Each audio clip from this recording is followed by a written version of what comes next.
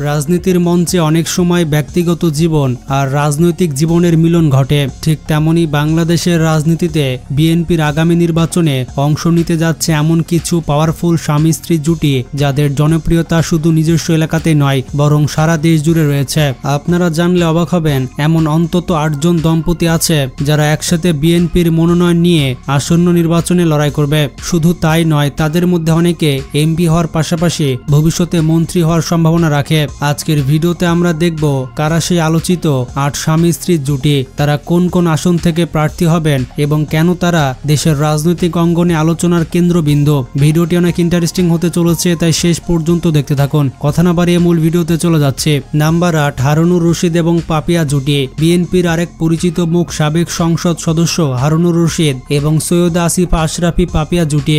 বিএনপির দুঃসময়ে এই জুটি রাজপথ থেকে লড়াই সংগ্রাম চালিয়ে গিয়েছে। এর জন্য তারা জেল জুলুমের শিকারও হয়েছেন কয়েকবার। চাঁপাইনবাবগঞ্জ জেলার ছেলে হারুনুর রশিদ, ছাত্র দলের রাজনীতি থেকে উঠে আসা বিএনপির অন্যতম মুখ হারুনুর রশিদ রাজশাহী বিশ্ববিদ্যালয়ে পড়াকালীন ছাত্র দলের সক্রিয় কর্মী হিসেবে রাজনীতিতে তার যাত্রা শুরু হয়। 1996 সালের ফেব্রুয়ারিতে 6ষ্ঠ জাতীয় সংসদ নির্বাচনে প্রথমবারের মতো চাঁপাইনবাবগঞ্জ 3 আসন থেকে সংসদ সদস্য হিসেবে নির্বাচিত হন। এরপর 1996 সালের জুনের 7ম, 2001 সালে 8ম এবং 2018 সালে একাদশ জাতীয় সংসদ নির্বাচনেও বিএনপি প্রার্থী হিসেবে সংসদ সদস্য হিসেবে নির্বাচিত হন। তার স্ত্রী সৈয়দা আসিফা আশরাফি পাপিয়া নিজেও একজন দক্ষ রাজনীতিবিদ ও পেশাদার আইনজীবী। নবম জাতীয় সংসদের সংরক্ষিত নারী আসন 41 থেকে তিনি সংসদ সদস্য নির্বাচিত হন এবং বিএনপির কেন্দ্রীয় নেত্রী হিসেবে গুরুত্বপূর্ণ দায়িত্ব পালন করেছেন। দাম্পত্য ও রাজনৈতিক জীবনে এই দম্পতি একজন অন্যজনের পরিপূরক। পাপিয়া একজন চৌকস বক্তা ও সংগঠক হিসেবেও দলীয় মহলে সুপরিচিত। তার রাজনৈতিক ভূমিকা সম্পর্কে আমরা অনেকে জানি, তাই নতুন করে বলার কিছু না থাকলেও তার সাহস, নেতৃত্ব ও দলের প্রতি নিষ্ঠা সবসময় প্রশংসার দাবি রাখে।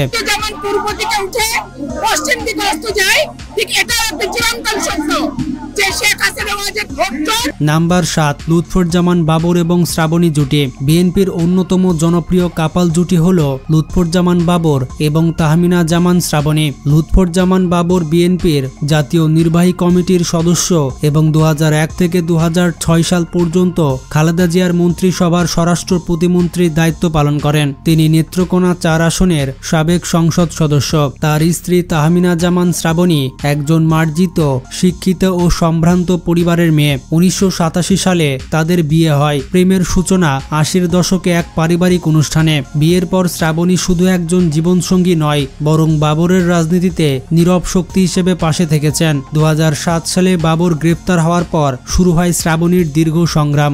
একদিকে সন্তানদের লালন পালন, অন্যদিকে স্বামীর মামলা পরিচালনা, সবকিছু তিনি সামলেছেন। বাবরের দীর্ঘ 17 বছরের কারাবাসে তিনি ছিলেন পরিবারের চালিকা শক্তি। 2018 সালে স্বামীর অনুপস্থিতিতে শ্রাবণী নিজে বিএনপির প্রার্থী হন, যা ছিল এক সাহসী ও দায়িত্বশীল পদক্ষেপ। মূলত বাবরের জনপ্রিয়তা ধরে রাখতে এবং দলের স্বার্থ রক্ষায় তিনি রাজনীতিতে সক্রিয় অংশগ্রহণ করেন। ধারণা করা হচ্ছে এবারও তিনি অন্য কোনো আসন থেকে বিএনপির টিকিট নিয়ে নির্বাচনে অংশগ্রহণ করবেন।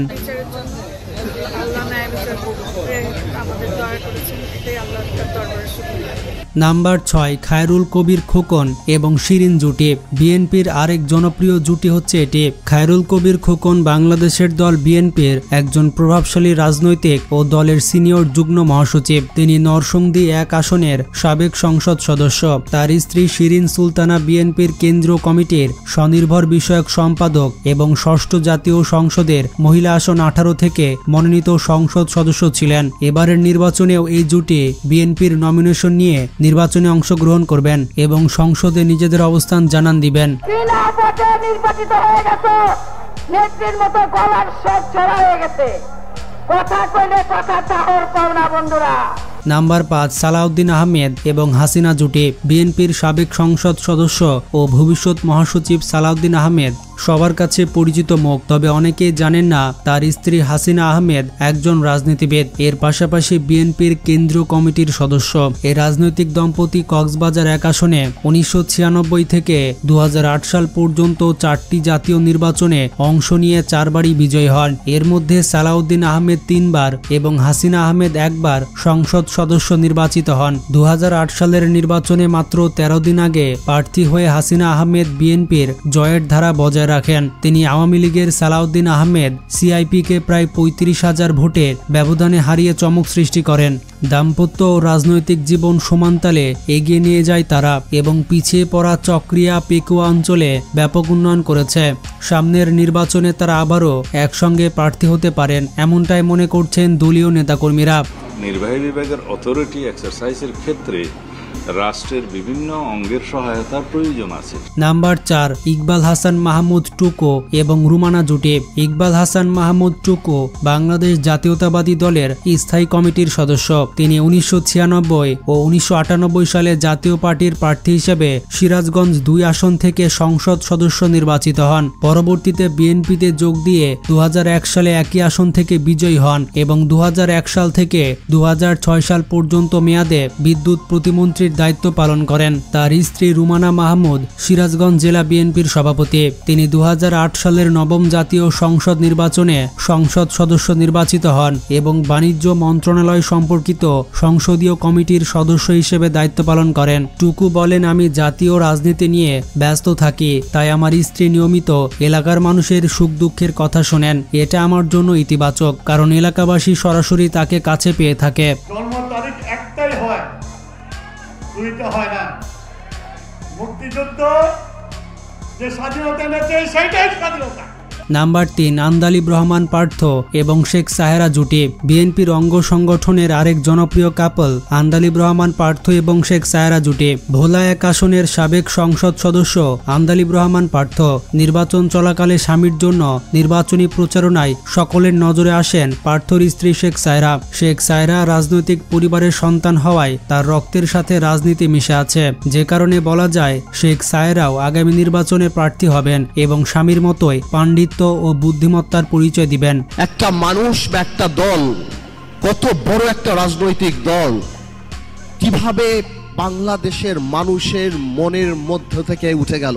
নাম্বার 2, মির্জা আব্বাস এবং আফরোজা জুটি। বিএনপির রাজনীতির জনপ্রিয় দম্পতি মির্জা আব্বাস ও আফরোজা আব্বাস। বিএনপির স্থায়ী কমিটির সদস্য মির্জা আব্বাস ও তার স্ত্রী আফরোজা আব্বাস দুইজনে দলটির রাজনীতিতে সমানভাবে সক্রিয়। এই দম্পতি শুধু ব্যক্তিগত জীবনেই নয়, রাজনৈতিক মঞ্চেও একে অপরের পরিপূরক। আফরোজা আব্বাস বর্তমানে বিএনপির সহ মহিলা বিষয়ক সম্পাদক এবং জাতীয়তাবাদী মহিলা দলের সভানেত্রীর দায়িত্ব পালন করছেন। 2018 সালের একাদশ জাতীয় সংসদ নির্বাচনে এই দম্পতি যথাক্রমে ঢাকা 8 ও ঢাকা 9 আসন থেকে ধানের শীষ প্রতীকে প্রতিদ্বন্দ্বিতা করেন। যদিও তারা বিজয়ী হতে পারেননি, তবে আসন্ন নির্বাচনে তারা দুজনেই দলের মনোনয়ন নিয়ে নির্বাচনে অংশগ্রহণ করবেন এবং বিজয়ী হবেন বলে সকলে আশাবাদী। আফরোজা আব্বাসের শৈশব কেটেছে পাবনায়। তিনি উচ্চশিক্ষা সম্পন্ন করেছেন ঢাকা বিশ্ববিদ্যালয় থেকে। তার রাজনৈতিক যাত্রার উল্লেখযোগ্য সূচনা ঘটে 2015 সালে ঢাকা দক্ষিণ সিটি কর্পোরেশনের নির্বাচনের সময়। সে সময় বিএনপির মেয়র পদে মির্জা আব্বাসকে মনোনয়ন দেয়, কিন্তু নির্বাচন চলাকালীন সময়ে মির্জা আব্বাস কারাবন্দী থাকায় তার পক্ষে প্রচারণার দায়িত্ব গ্রহণ করেন স্ত্রী আফরোজা আব্বাস। তখন তিনি মহিলা দলের সহ সভাপতির দায়িত্বে ছিলেন। এই নির্বাচনের সময় তিনি একজন দক্ষ সংগঠক হিসেবে নিজেকে প্রমাণ করেন। দলের স্থানীয় কমিটি গঠনের ক্ষেত্রেও তিনি গুরুত্বপূর্ণ ভূমিকা পালন করেন। প্রায়শই স্বামীর রাজনৈতিক পরামর্শক হিসেবেও কাজ করেন। সাহস, দক্ষতা ও নেতৃত্ব গুণে আফরোজা আব্বাস আজ বিএনপির নারী নেত্রীদের অন্যতম পরিচিত একটি মুখ। রাজনীতির কঠিন ময়দানে স্বামীর পাশে থেকে তিনি দলীয় কর্মকাণ্ডে যেমন বলিষ্ঠ ভূমিকা রেখেছেন, তেমনি নিজেও গড়ে তুলেছেন একটি স্বতন্ত্র রাজনৈতিক পরিচয়। আর আগামী সংসদ নির্বাচনে এই কাপাল জুটি ঢাকা 8 ও ঢাকা 9 অথবা ঢাকার অন্য কোনো আসন থেকে নির্বাচনে অংশগ্রহণ করবেন। জুলাই আগস্টে যারা নাকি হত্যাকাণ্ড চালিয়েছে, সে প্রশাসনের লোক হোক, সাধারণ লোক হোক, শেখ হাসিনা হোক কিংবা অন্য কেউ হোক, তাদের বিচারটা করা দরকার, খুব জরুরি। নাম্বার 1, তারেক রহমান এবং জোবাইদা রহমান জুটি। বিএনপির কর্ণধার অর্থাৎ যাদের হাতে বর্তমানে বিএনপি পরিচালিত হচ্ছে, তারাই হলো তারেক এবং জোবাইদা জুটি। শীঘ্রই দেশে আসবেন বিএনপির ভারপ্রাপ্ত চেয়ারম্যান তারেক রহমান। দলীয় সূত্রে জানা গেছে তিনি 3টে আসন থেকে জাতীয় সংসদ নির্বাচনে প্রার্থী হতে পারেন, তবে এখনও চূড়ান্তভাবে ঠিক হয়নি কোন 3টি আসনে তিনি প্রতিদ্বন্দ্বিতা করবেন। অন্যদিকে রাজনীতিতে নতুন চমক হিসেবে উঠে আসতে পারেন তার স্ত্রী ডক্টর জোবাইদা রহমানও। বিশেষ করে সিলেট 1 আসনে তাকে ঘিরে ইতিমধ্যেই স্থানীয় নেতাকর্মীদের মাঝে ব্যাপক উৎসাহ দেখা যাচ্ছে। এলাকায় পোস্টার, ব্যানার আর প্রচারণায় ভেসে উঠেছে তার নাম এবং ছবি। দীর্ঘ প্রায় 17 বছর দেশের বাইরে থাকার পর গত 23শে জুন দেশে ফিরে ভোটার হিসেবে নাম অন্তর্ভুক্ত করেছেন। জোবাইদা রহমান নির্বাচন কমিশনের মাধ্যমে তার তথ্য হালনাগাদ করা হয়েছে। উল্লেখ্য 2008 সালের 11ই সেপ্টেম্বর থেকে তিনি যুক্তরাজ্যে অবস্থান করছিলেন। একই সময় থেকে প্রবাসে ছিলেন তারেক রহমানও। তারেক জোবাইদা দম্পতি একসাথে রাজনীতির মাঠে ফেরার খবরে বিএনপির নেতাকর্মীদের মাঝে নতুন করে আসার সঞ্চার হয়েছে। সামনে কি চমক অপেক্ষা করছে তা দেখা এখন শুধু সময়ের অপেক্ষা। তো বন্ধুরা, বিএনপির এসব জুটির মধ্যে আপনার পছন্দের জুটি কোনটি কমেন্টে জানান এবং আসন্ন নির্বাচনে আপনি কোন দলকে ভোট দিবেন সেটিও কমেন্ট করে জানাতে ভুলবেন না। ভিডিওটি ভালো লাগলে বেশি বেশি শেয়ার করতে পারেন। ভালো থাকবেন, টেক কেয়ার।